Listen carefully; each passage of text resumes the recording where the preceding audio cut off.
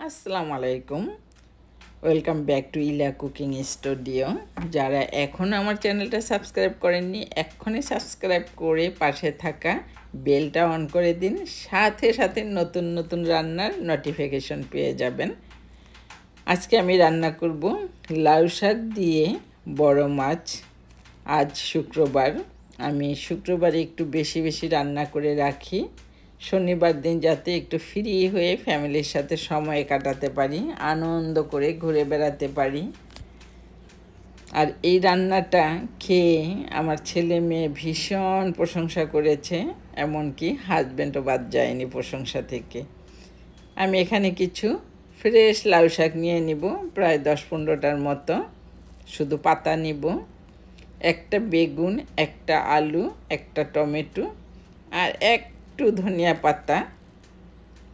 শাকের সাথে কেউ না চাইলে দিবেন না, আবার মন চাইলে 2-3টা পাতা ছড়িয়ে দিতেও পারেন। মাছের দুর্গন্ধ দূর করার জন্য লবণ দিয়ে কিছু সময় রেখে মাছটা ধুয়ে একটু লবণ, একটু হলুদ, একটু মরিচ মাখিয়ে ভালো করে মাছটা আমি ভেজে নিব প্রায় 70 থেকে 80%। আমি মাছগুলো একে একে সব দিয়ে দিলাম। আর মাছ থেকে যে তেলটা বের হচ্ছে, এই তেল দিয়ে আমি রান্না করে নিব পুরো রান্নাটা। এখানে আমি আলাদা করে আর কোনো তেল অ্যাড করব না। আলুটা আমি এইভাবে কেটে নিলাম, দিলাম একটু হলুদ, একটু লবণ, একটু মরিচ। তো মাছটা এক সাইড করে এক পাশ দিয়ে আমি আলুটা দিয়ে দিচ্ছি। এটা একটু হালকা ভেজে নিব 2-1 মিনিট।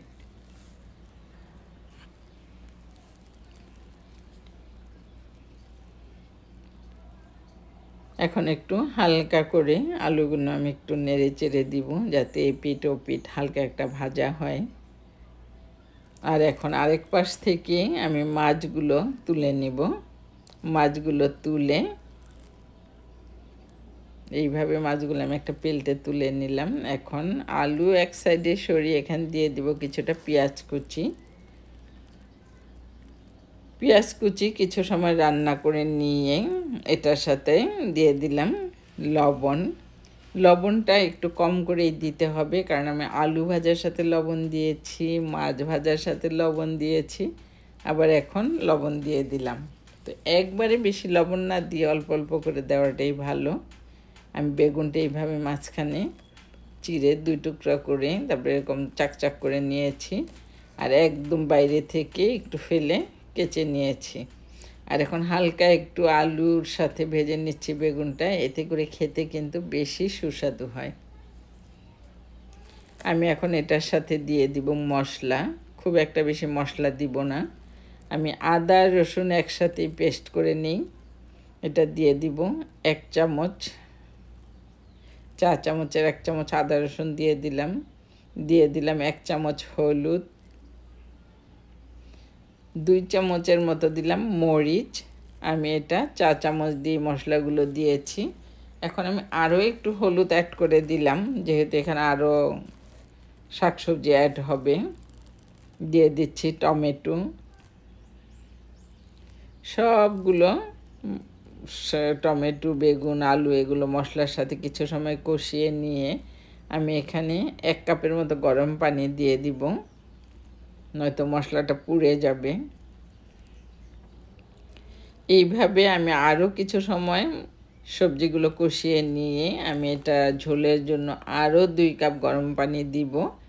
মশলাটা যখন কষানো হলে তেলটা একটু উপরে উঠে আসবে, তখন দিব আমি ঝোলের জন্য 2 কাপ পানি। দেখতেই পাচ্ছেন তেলটা কিন্তু উপরে উঠে আসছে। এখন 2 কাপ গরম পানি দিয়ে দিলাম। আর এখন দিয়ে দিব লাউ শাক। লাউ শাকগুলো আমি পরিষ্কার করে ধুয়ে কেটে নিয়েছি ছোট ছোট করে। এখন আমি উপর দিয়ে লাউ শাকগুলো ছড়িয়ে দিব।